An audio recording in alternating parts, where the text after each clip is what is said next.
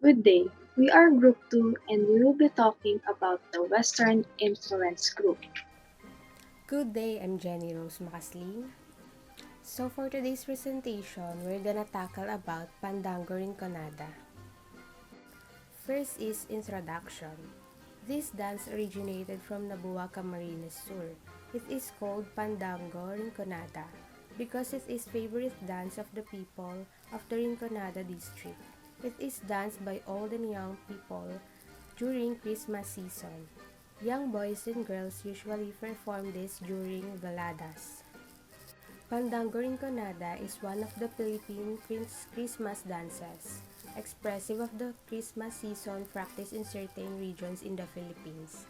Aside from the Christmas carols, most Filipinos are fond of during the Yuletide season. Pandanggo Rinconada is one of the dance from Camarines Sur they performed to celebrate this festive time of the year. Next is history.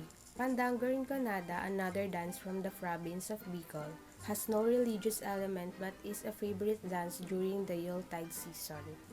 Fun fact, Pandango means Philippine folk dance which has become popular in the rural areas of the Philippines. The dance evolved from Fandango, a Spanish folk dance which arrived in the Philippines during the Hispanic period. And Rinconada means surrounded and shared common features with other Bicol languages. It is bordered by coastal Bicol to the north, Buhinon to the east, and West Miraya language immediately to the south. The costume for Fandango Rinconada, for boys, they are wearing barong Tagalog and white trousers, while the girls, they are wearing patadyong, kamisita, and soft panuelo. Hi, I'm Emergency Nugas. Now let's talk about the one become popular Philippine folk dance here in the rurals of the Philippines, which is the Pandango sa Ilaw, that part of Western influence dance. So here's the topics to cover that we discussed about introduction, history, and costume for Pandango sa Ilaw. Pandanggo sa Ilaw is a very popular folk dance in the Philippines. It was derived from the word of fandango, a Spanish folk dance. This dance is performed with three oil lamps on the head and one on the back of each hand that a dancer has need to balance it. So now let's talk about the history of Pandango sa Ilaw. Pandanggo sa Ilaw, which translates as Dance of Lights, and it is playful folk dance that showcase a unique fusion of local and Western indigenous dance forms. It was originating in Luban Island, Mindoro in the Philippines. Pandanggo sa Ilaw requires excellent balance and it incorporates clapping and lively step dance, and it was performed for 3/4 beat. And this dance was first created in the Philippines during the 15th century, when the country was for the first time colonized by the Spanish. This dance, together with the jota, became popular among the ilustrados or the upper class and later adopted among the local communities. Pandango sa Ilaw is usually danced in couples, with the both women and men wearing traditional dresses. Pandango sa Ilaw stimulates the light and flight of fireflies that dusk or dawn. Uh, it depicts the courtship of a young man to a maiden that captured his interest. Here is the Colonel Antonio R. Buenaventura, a national artist and professor at the Conservatory of Music in the University of the Philippines. He composed the music that accompanies the Pandango sa Ilaw dance.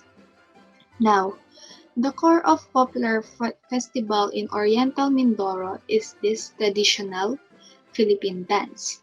And this dance is now considered to be one of the rituals performed by the females to send off and welcome the town's fishermen. Now let's go for the costume. Girls usually wear Filipiniana dress.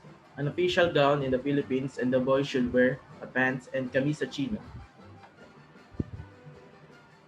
For girls, consisting of a plain baro or blouse with butterfly sleeves and matching balloon cut saya, long skirt, striped rectangular tapis or rough overskirt, and matching alampay or scarf, drape on one shoulder.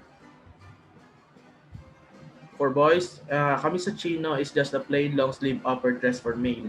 It is a colorless shirt or printed material, usually plain paired with colored red or blue or plain pantalon or pants rolled to the cuffs.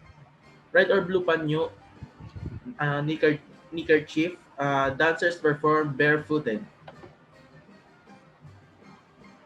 They also have props that have three oil lamps called tinghoy, but sometimes candles in glasses are used instead of an oil lamp.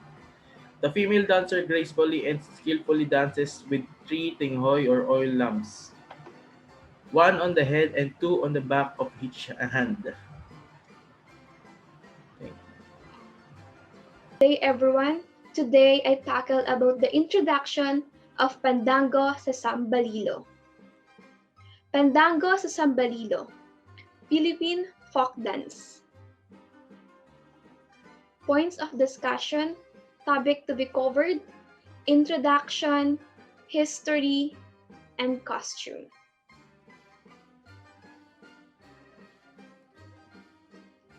Introduction.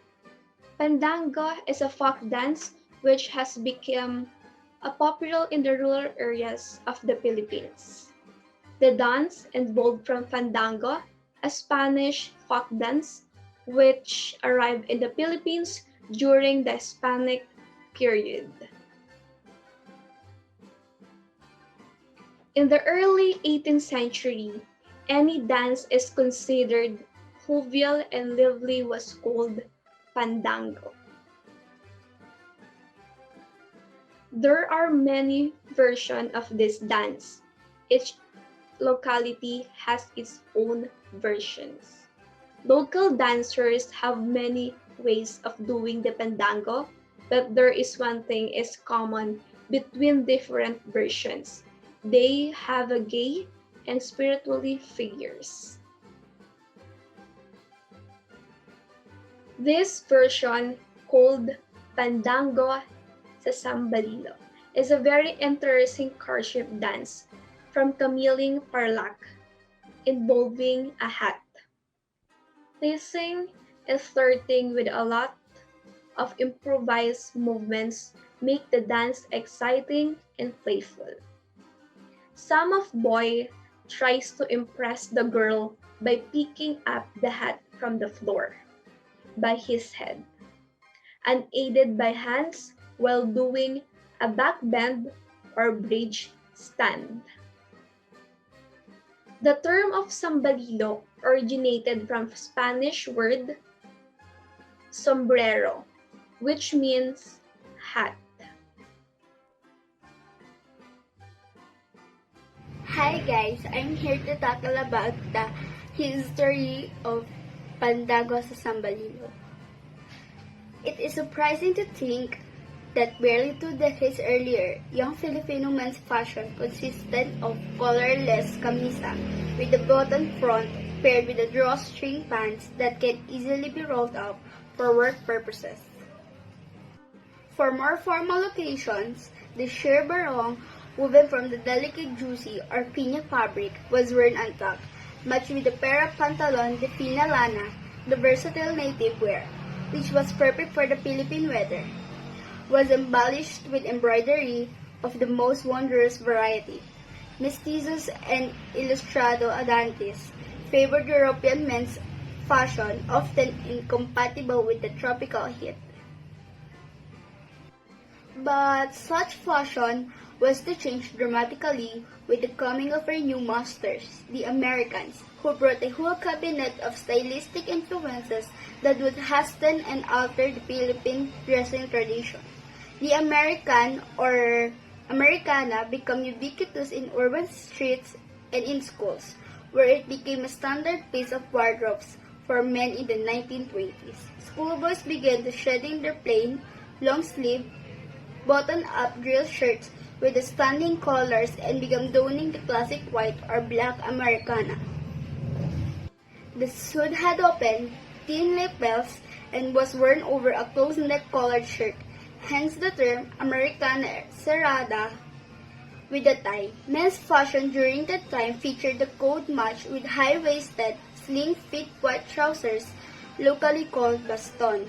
So called because the pants tapered off at the knees down to the balls of the ankles, showing off the socks. Trousers also began to be worn cuffed at the bottom. To add to the imported American look, our dashing Filipino palikero went out with the latest in men's fashion at that time. A straw bowler hat that had a flat top, a flat brim, and a black band around the crown. Filipinos from the middle to upper class wore Panama hats, fedoras, or bowler hats, while working people who spent much time outside wore native Western-style woven hats, replacing the Sambalilos and salacots, which were deemed to the antiquated. Hi, I am Christlyn TORRES, and what I will explain is the costume of Pandanggo sa Sambalilo.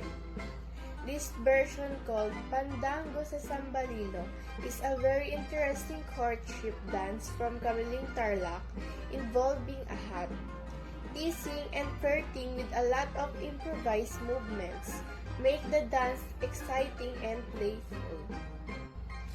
And the basic steps of this folk dance is native waltz, waltz turn, close step, step brush, and last is wave balance with a brush.